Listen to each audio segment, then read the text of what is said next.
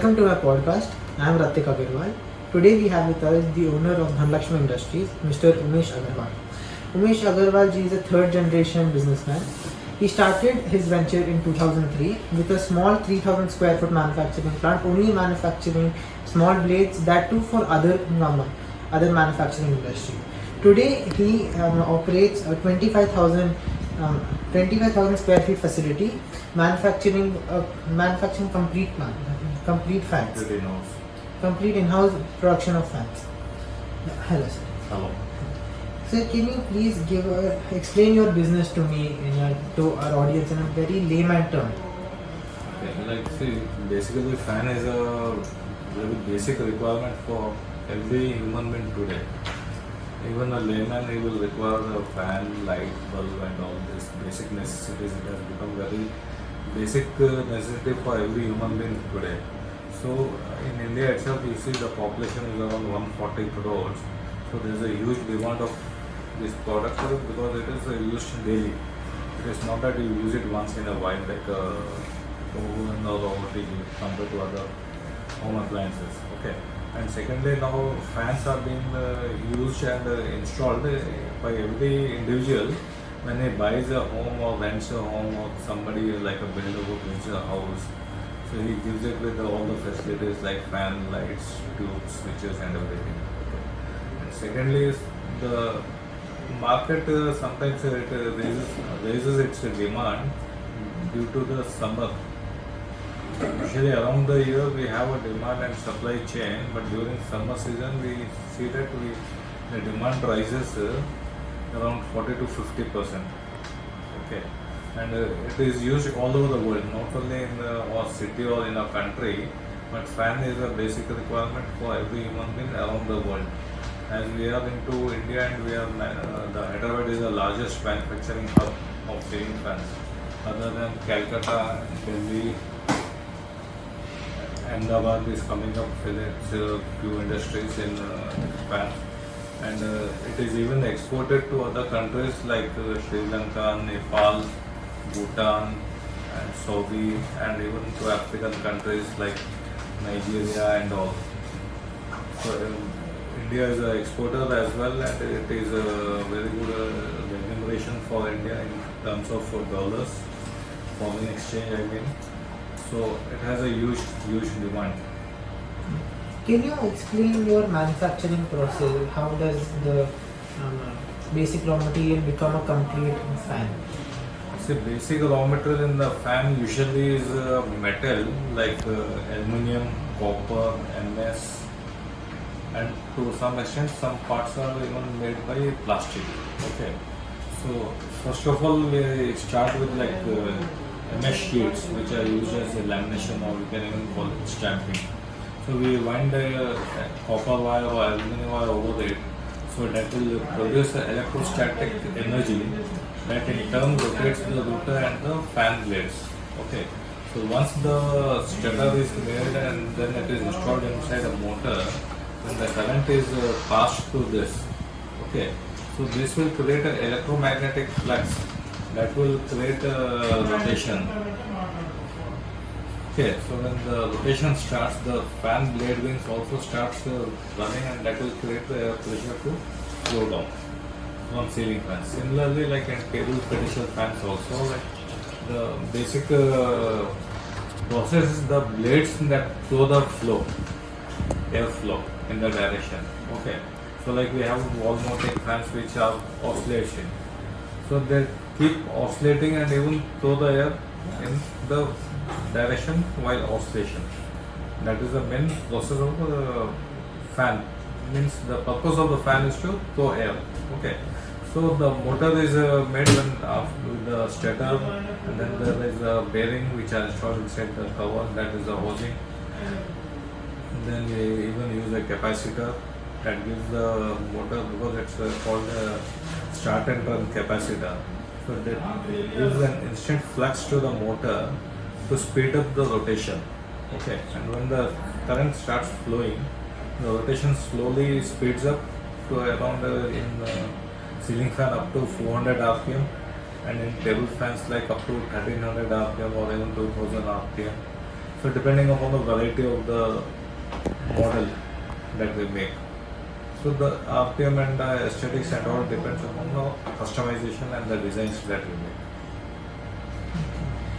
Can you please tell us what your typical day looks like?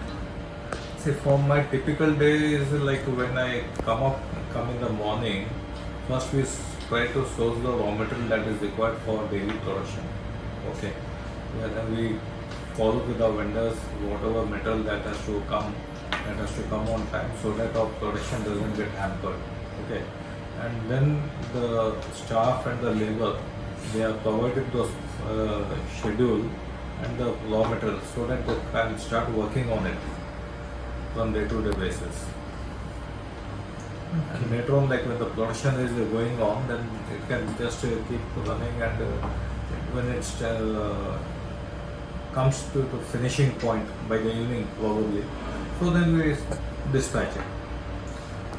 How do you meet the different customization needs of your clients? So like fans, it's a basic requirement for many household people every day. And many companies who are branded like Crompton, Usha and all, they also source fans from outsiders in OEM firm that is called white labeling. Okay. So similarly, we also do it for some brands. So they select their own design. Okay. And they give their own specifications like what kind of color they need, what size they need, how much will be the quantity, what kind of brand they need, how will they prefer the packing, and how will they prefer the dispatch mode. Sometimes it could be like via train, or it could be for exports via shipments, or it could be like local transport via trucking and all. So we basically for customization depends upon like the model, color, packing, size and all these things. Where do you see the future of this market going forward? As people have started preferring ACs and coolers more than fans during the summer season, where do you see the future of the fan industry? See, as I told you earlier, because fan is a daily requirement product. It is not like we use it only in season. ACs and cooler again they are used basically during the peak summers. Secondly, fans are required in coastal areas around 365 days, 24 hours because of the humidity there. Okay. So, but there the AC and cooler will not work so effectively because in the winter also they have that humidity issue. So they keep on use the fan for around 24 hours, 365 days we can say. Okay. So definitely we have a very good future and a huge demand coming up because even the people's income level is also rising, their purchasing power is also rising. So definitely they are even looking for better quality products. Okay, not only for the basics. Like even we used to have TV for example, that could be the basic model. Okay, now we are going to LED TVs, 4K, 6K and all. Similarly, we can see for mobile phones. Like 20 years down the line when the mobile phones were introduced, they were very heavy handsets. Now we want sleeker ones. Okay, so similarly fans are also, many designs are coming up. A lot of innovations are going on. Like now the government is also making it mandatory to produce fans which are less in power consumption and high on durability and performance. So they are making it mandatory for all industries to make BIS standard fans with low power consumption and a higher power air delivery. Okay, That will so save the people from that will even impact our climate cooling because of low power consumption, low heat generation, and it will even save people spending money more on electricity bills and all. Okay तो आपके business में आपके अलावा कितने लोग आपके साथ काम करते हैं?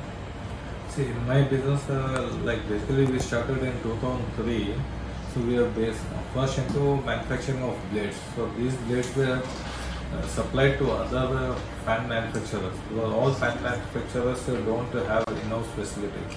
They accumulate products and then assemble it. Okay, so we were major vendors for many companies, and later on we started this in-house manufacturing of fans. Okay. So then from then we started exporting also later on, and then into exports and all these things. Exports and OEMs, branding for others and all. So other than you, how many people work Yeah, at your from level? working here is around we have 3 to 4 staff and around 12 to 15 laborers who work here.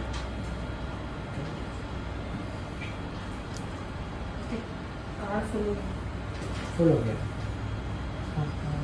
मेरा phone ले लो मेरे phone से हो गया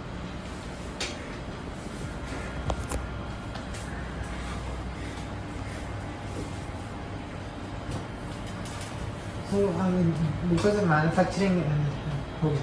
Because the manufacturing industry is very complicated, many parts are associated with it, buying, being a consumer, selling. What advice you give to people who enter the manufacturing industry or who are joining the manufacturing industry with the foresight that this has a lot of money, without seeing the challenges that come on it? Now see, again, for somebody who is a new, it is very challenging.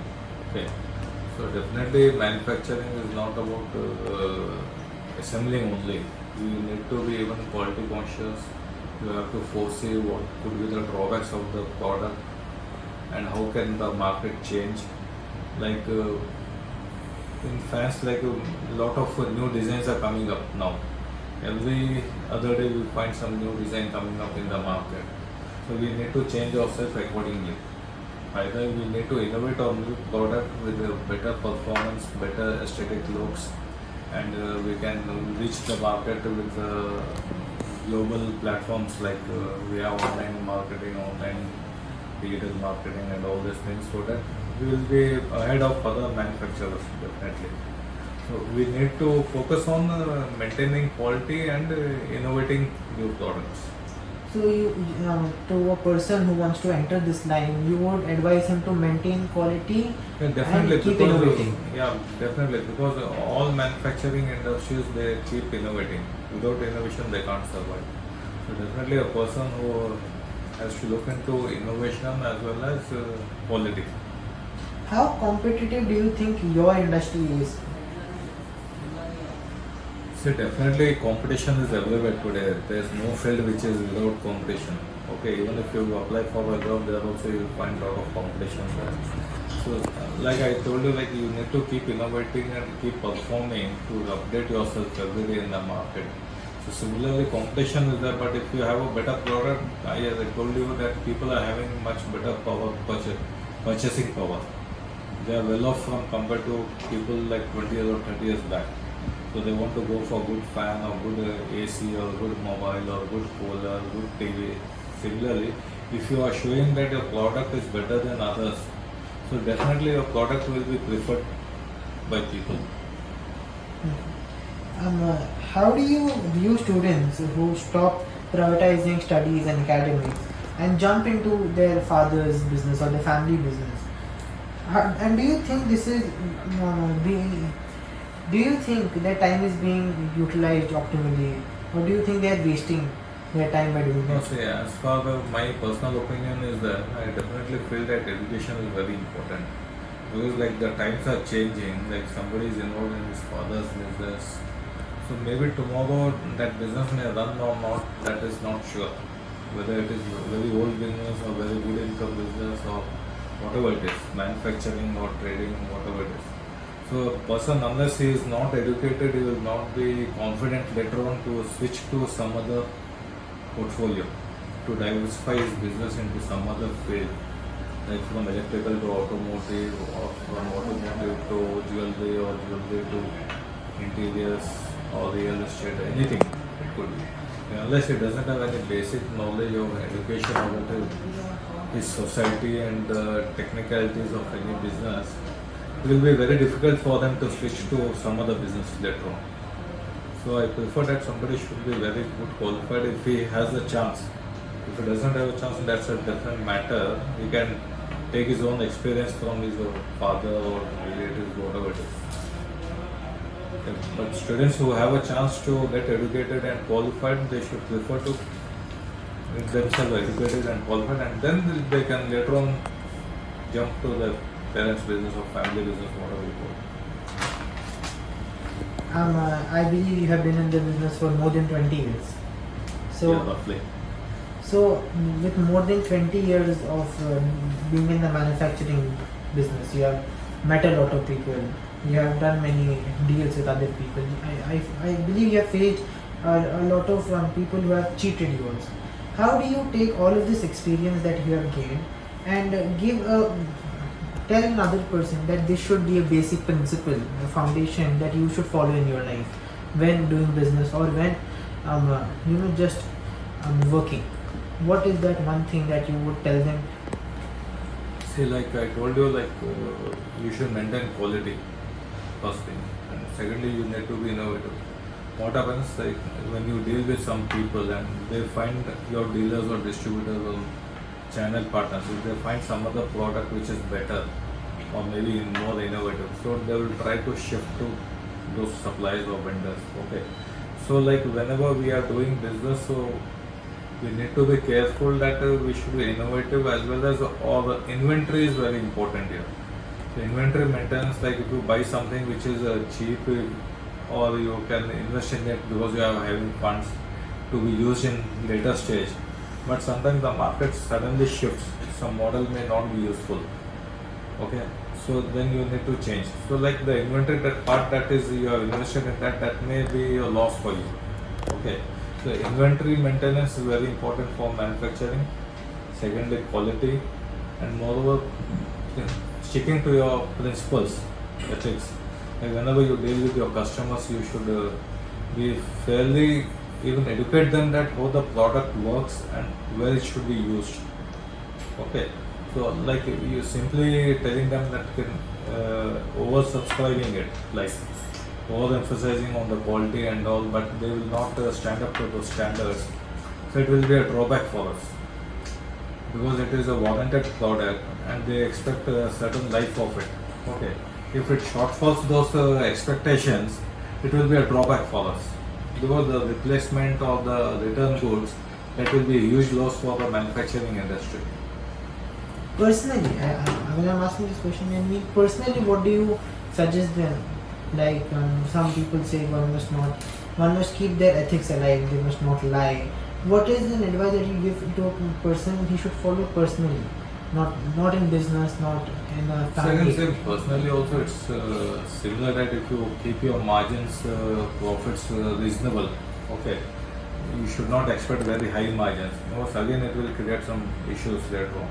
Okay, if your margins should be reasonable, and you should be fairly educating your customers about your product, how it can be delivered and what they can expect from it.